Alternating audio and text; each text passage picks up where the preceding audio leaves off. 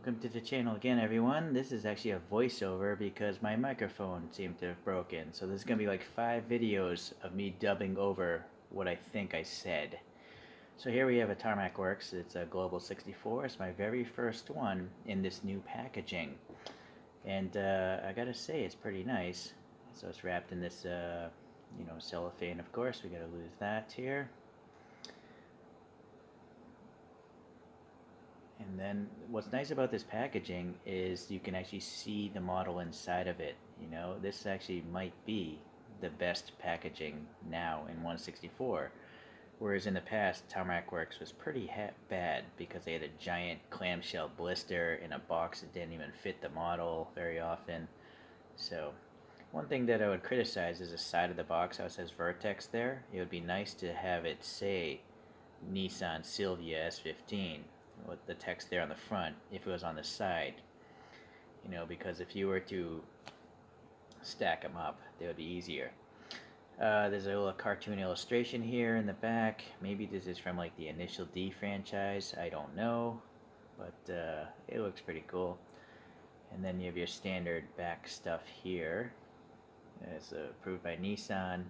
It tells you what the car is, what color it is. Yeah, so alright. So pulling it out here, we have the blister, very similar to Mini GT. I'm trying to fumble this thing out of here, and for some reason it won't come out. And that is the reason why. It is screwed to the bottom of this thing. What I don't understand is why they would take the time and effort to screw it there when the blister will keep the model from moving. It just seems like a waste of a screw, a waste of a piece of plastic, and a waste to pay someone to add that, right? So I would say they should get rid of that in the future. Alright, so let's get rid of that packaging. Okay, so this is a Nissan Silvia with a Vertex body kit. So I just pulled up these images because they're green. Not everything matches. There's that canard there on the real photo, but it's not on the casting there. But looks like most other things are pretty close, except the wheels aren't matching, of course. I don't know what wheels are on the casting. I think maybe the ones in the photo might be work wheels, not exactly sure. There's a rear wing on the casting, but there's none on the real car photograph, so that's a liberty that was taken as well by Tarmac Works. So now getting into the side view here, let's see where we go. Oh, they had all the printing on this side of the car is reversed. This side of the car, all the text makes sense. It's legible, it reads left to right. So it's a weird thing that some of these Japanese car tuners do, where they just don't bother to reverse the text over. It's seems kind of lazy to me, right? Why wouldn't they just flip that text around so you can read it on both sides of the car? Right? Seems weird. Alright, so the color is not metallic, it's just a regular lime green, if you could call that regular. There's some protruding wiper blade fluid things there. The wiper blades are raised, painted black. The Vertex tampo printing there on the windshield looks good. The side mirrors are separate pieces, and they have a little recess there. That pick is going, it doesn't go all the way through though, but it's a nice detail on the side mirrors. Those are not stock mirrors. Looking at the front end, we got the clear lenses. You got the 3 light buckets behind the clear lens. You have an intercooler there, so that looks pretty nice. And it turns out that's plastic. It's a piece of plastic that's attached to the base. And it's got some pipes coming in both sides for the air to cool down. So pretty cool. The turn signals are just painted silver. I don't think they could have done it a better way. There's a faint texture in the grille, and that's painted black nicely. Some sort of sponsorship there. Possibly the company that sells Vertex body kits. Not really sure though.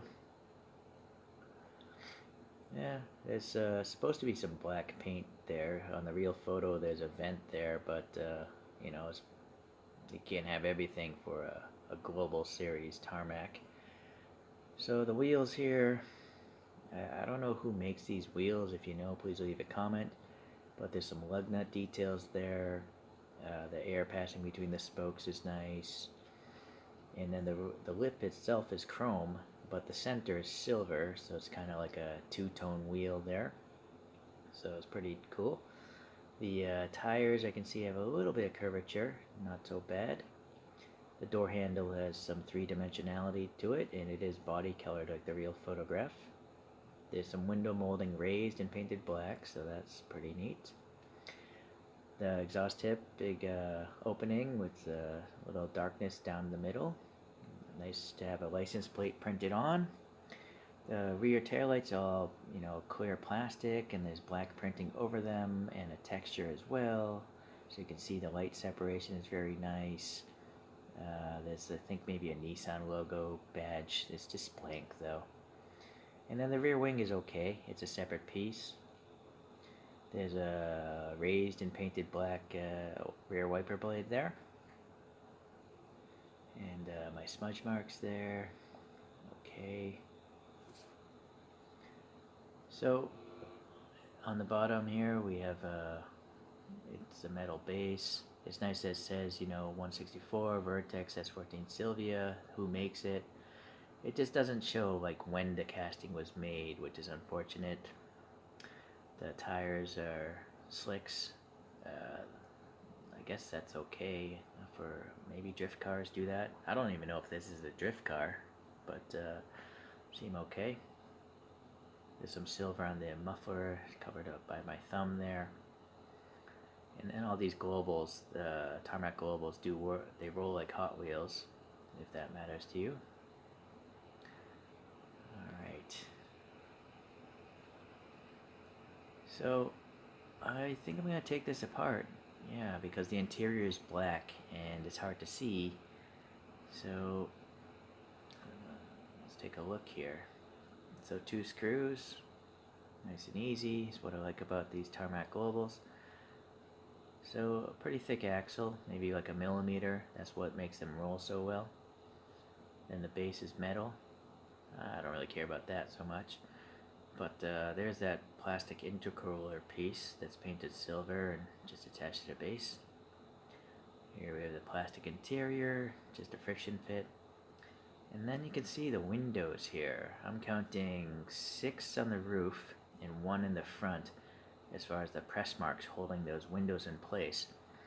And so what I think makes sense there is the windows can't crack. Since each one is individual, I think that prevents the windows from cracking, or maybe it allows them to sit more flush with the die-cast frame. So that might be why they chose to do it, but it's a lot of work. Some sort of internal part code there, and in general it looks pretty nice there on the inside. So here we have the typical black molded interior of a premium model, but no extra color as one would expect from a Tarmac Global. I have to cut that piece off there if I want to, you know, spray paint this and repaint it. But all in all, it's pretty nice. No complaints there. Okay, you know what? I'm actually thinking I am going to repaint it since I have it open anyways. I'm just going to have to cut off those little melt marks and then pry apart the door panels so the air gun can get some stuff in there. And so here we are back again, and I decided to just paint the interior gray because the outside is such a crazy color as it is. And so let's just pop this back together here. I'm trying to find the thread so I don't cross strip it right now. Yeah, I don't know. I had to push it in here a little bit. I don't know if I found that rear thread. The front one was easier to find. Just a little backing out, clicks in, and then, you know, hand tighten it. Alright, so finish off the back end.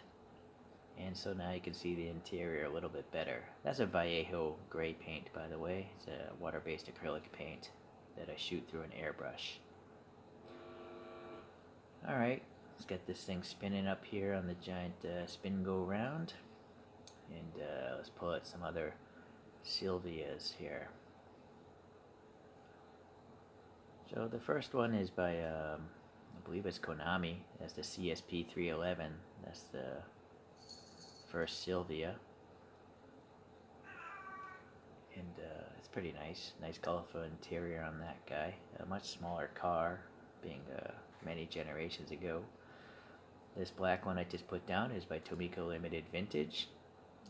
Unfortunately, that has a black interior, and TLV has press fit bases, so you can't really repaint those interiors without drilling the thing apart. So that's one downfall of TLV.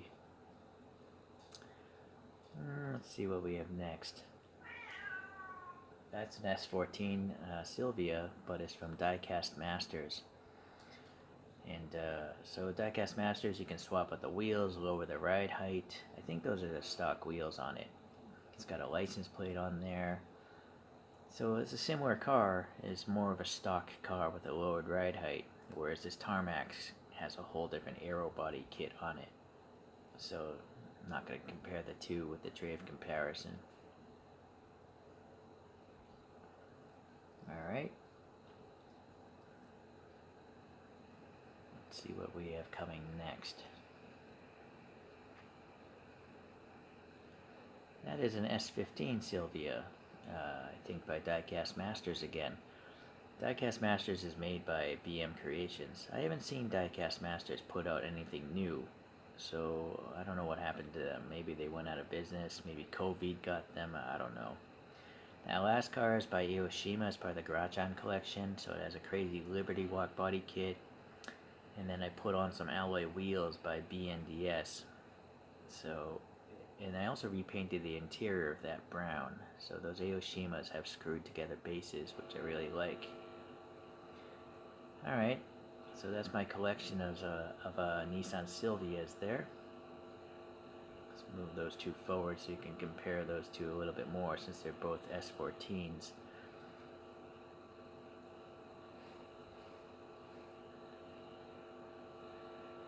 I think they're both nice in their own right. Maybe someday I'll repaint the interior of that Diecast Masters being black. It's hard to see. I don't like the defroster lines though on that Diecast Masters. It blocks the rear window quite a bit.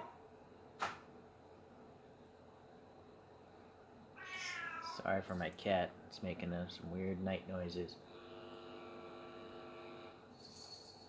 Alright, let's get this thing drifting up on my little coaster here. So in the end, it's another great Tarmac Works Global. I think it has all the nice details one would expect, but it's definitely less pricey than a Tarmac Works Hobby, which has more details. But you know, if you don't care about brake systems, I think this is a pretty good price point. And then for me, I really like the packaging. You know, I don't feel guilty throwing away a giant blister in a cardboard box that doesn't do anything, like on their older packaging. So kudos to Tarmac for making that improvement from one of the worst packaging companies to one of the best. So I'm pretty sure I'll get some more Tarmac Globals. I'm just kind of waiting for new castings to come out, and so hopefully you'll stay tuned for that. Thanks for watching, guys. Take care. Sorry for the dub over, but my microphone broke.